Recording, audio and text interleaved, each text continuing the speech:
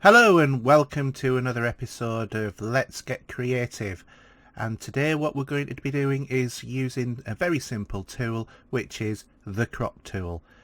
One of the most underlooked and underloved tools probably in Photoshop. It allows us to do some very quick fixes to any photographs that we have, such as this one that you're actually seeing on screen here, and it can actually mean a difference between a picture being binned or deleted or actually salvaged.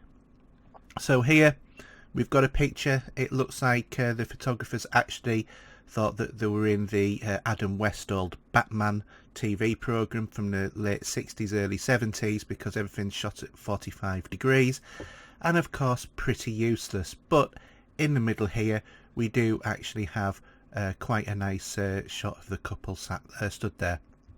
So how can we revive this picture? Well, what we can actually do is use the crop tool. Now, the crop tool normally is used for making a picture smaller, and that's exactly what we'll be doing here. We'll be cutting off big amounts of the picture off the side here, just quite simply because we're not going to be able to twist this around in any way and have all of the details filled in. So the picture's going to be a physically smaller file. If this was a larger kind of image, so that it was on a more modern camera, such as 20 megapixel camera, you would have plenty of pixels to play with. This image unfortunately is only on a 2 megapixel camera, so it's really only going to be good enough for a profile picture later on. So how do we go about it? Well, this is the main Photoshop screen, and I'm in expert mode at the moment. I've got down here, this area at the bottom here is what's known as your photo bin. It's toggled by this button on and off, but also we've got tools down this left hand side, and this is the tools options, which will also appear above the photo bin. So if you want to swap around, you can do. I can switch tools options on and off, or I can switch on the photo bin there. Next, what we want to do is select the crop tool, which is already selected. It's this one here. You can also just press C on the keyboard, as you can see right there. And now really all we need to do is start to decide how we want to crop the image. We have a number of different cropping options when it comes to cropping an image. We can do a freehand crop. So by this I just mean that we ensure that this drop down here has no restriction on it, and we can just draw our box as so, and this will now provide us with a nice grid. We can control how that appears. We cannot have the grid lines on if we don't want to, or if we wish to, we can use rule of thirds. We can also use the grid tool, depending upon how you want to align your picture, or we can also use the golden ratio. I don't actually want to use any but the rule of thirds, and that's just basically to give me some guidelines. I don't want to use the full grid because it's just too much. So with no restriction selected, I can draw my box like so, and it doesn't really matter how big I draw this box or if it's not centered, because I can reposition it just by holding inside the box and moving the mouse around wherever I want to.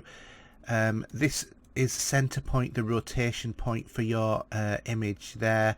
On the full version of Photoshop, this is Photoshop Elements, that will be your pivot area for rotating your crop, and you can reposition that to different points in the picture. But on this version of Photoshop, pretty much locked down. So okay, I can draw my box around the people, but it's still not going to be exactly what I want, because if I committed this crop now, everyone's still going to be at 45 degrees. But what I can do is rotate this box like so, just by holding down the mouse button on the outside. As you can see where my pointer is there, and I can just rotate slowly round until I've approximately lined this up, and then reposition the size of this box to how I would like that crop to appear, like so.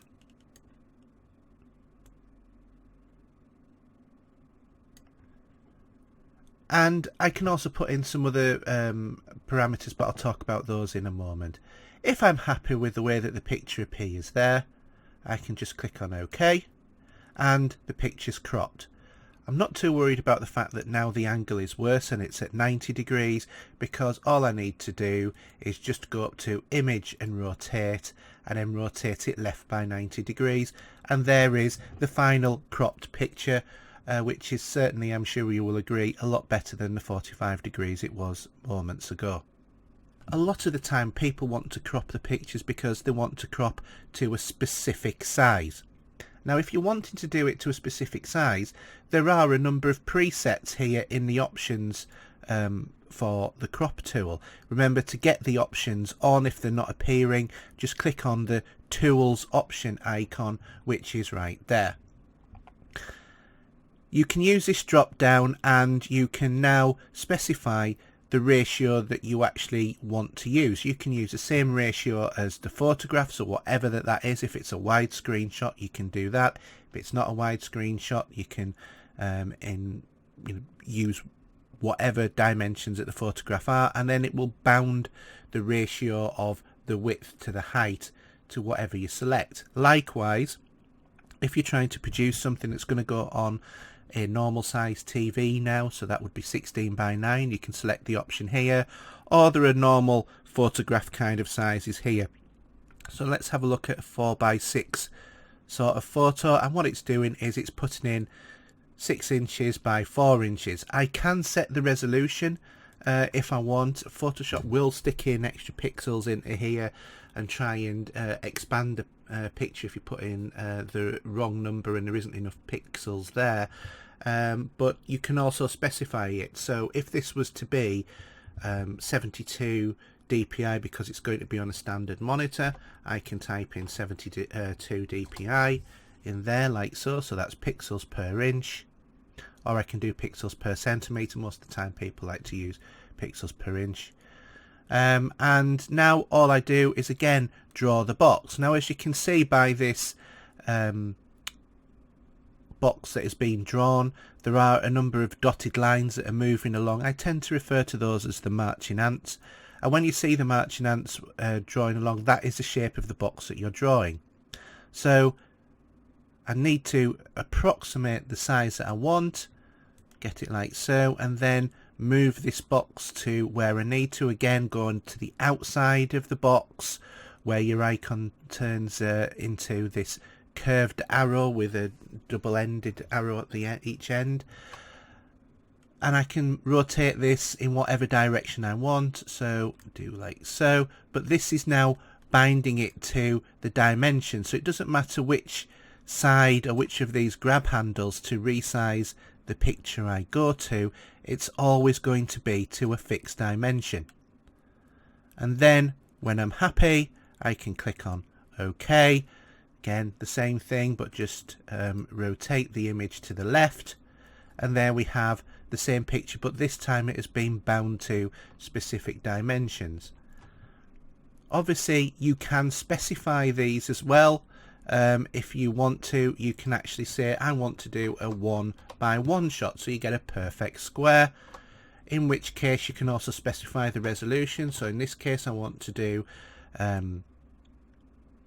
300 DPI in order to do printout, but let's do 10:10. Oops, sorry. 10:10 centimeters.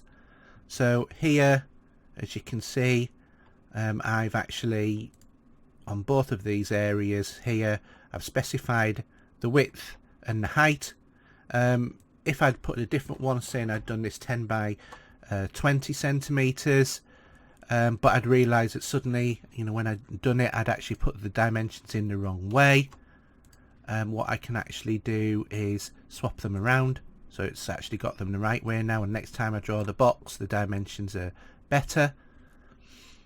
But I just want to make this 10:10, so I get a perfect square basically, and I'm going to have 300 pixels per inch as well, just to make sure that I've got it to what would be pretty good print quality. Now when I draw the box, as you can see, it is coming up as a perfect square. It doesn't matter what direction I move this box, the box is always fixing its size, the width and the height are always equal.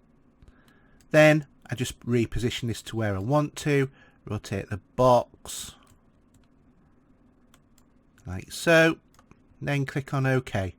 And as you can see, this time it's actually gone the right way up, because it does depend upon which way that you rotate the crop selection area each time. So just do that again, draw the box like so, position where I want it, rotate it to the right sort of position. Let's get them both facing that center picture there. When I'm happy, I tick on the tick, and then I'll click on the tick, and then that will actually give me my finalized picture. Otherwise, click on the circle with the line through it, and like so, that picture is now completed. Another thing that you can actually do with the crop tool, which not many people realize, is add surface area to a picture. It is actually possible to extend the crop outside of the picture, which results in a net gain of a solid colour being placed around the edge of the picture, and or unless the layer is unlocked, in which case it would be a transparency. So here I've just zoomed out using the magnifying glass. Here I've you can zoom in and out using the slider, or just by clicking on the zoom buttons and then clicking in or outside of the picture, and I just want a little bit of visibility around the edge of the picture. I then go on to my crop tool, and now what I can do is draw my crop. I've got no restrictions in here, so this is a completely free form kind of crop, but it will work with all of the others as well. And then I'm just doing this just by my own eyesight more than anything else, to draw a box around the edge, and depending upon how you want it, it can be any dimensions at all. I'm just wanting a little bit at the bottom there in order to be able to put some text. So now I just click on OK, and what will happen when I click on OK, it will look for the background colour for the picture, because this picture, as we can see from the layer on the right hand side, is locked. So it means there is no transparencies on this picture. Transparency, I mean a lack of pixels. The way that Photoshop manages the lack of colour is by putting on a grid like a checkerboard. The default colour for black and white presently is set here, and it's black foreground and white for the background. This button will always reset that colour to whatever colour that you actually like, and this colour swaps the foreground and the background round, just in case you want to do something with one or the other colour. If you want to change that, you can actually just click on here. I'm not able to do that at the moment because I've got this picture locked. So if I just click back on there, then you get this colour picker, and you can choose whatever colour it is that you would like so, using these sliders, or if you know the RGB value or the HSB values, you can actually put those in directly. I don't want either of those. I just want the default black and white, and I want to put a white border on. So draw my box, extend the box to outside of the picture like so,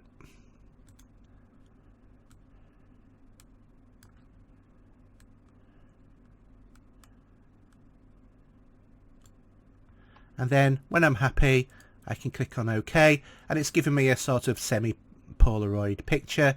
And then I can just use the text tool and put in whatever sort of text that I want to do, choose my font, etc. Just click in the picture and type in the text. Obviously yellow and white, not a good combination, but I can easily change those down here as well. Click on OK, and then you can put that wherever you want. If you want to, you can also align it to the slide.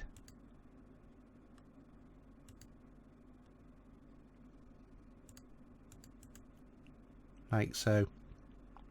That's how you use the crop tool and some of the hidden features. There is another option that you can do. You can actually go up to the image menu option up here and select crop, but basically it brings up exactly the same tool as if you'd drawn it. It just happens to start to draw a box there for you already. I did mention that you could also use, in terms of the crop tool, rule of thirds, etc. All that you need to do when you draw your crop, you will initially get the normal grid, but you can put those on using this tool here, like so. Whichever one that you actually prefer to use, that's entirely up to you and your choice. But it does allow you to plan your image a little bit better to get that improved composition. I do hope that you've enjoyed this video. Please subscribe to my channel and give the video a like. Also, if you do subscribe, then please tick on the bell button as well in order to be notified when I release more videos. I do release videos on a wide range of subjects, trying to do it on a weekly basis, so please have a look on there. Also, you can follow me on Twitter. Username is HERJUK. You can also see my Twitch stream, which is www.twitch.tv/HERJUK, or you can also visit my blog, herjblog.wordpress.com. Thanks for watching, and I'll see you next time. Bye!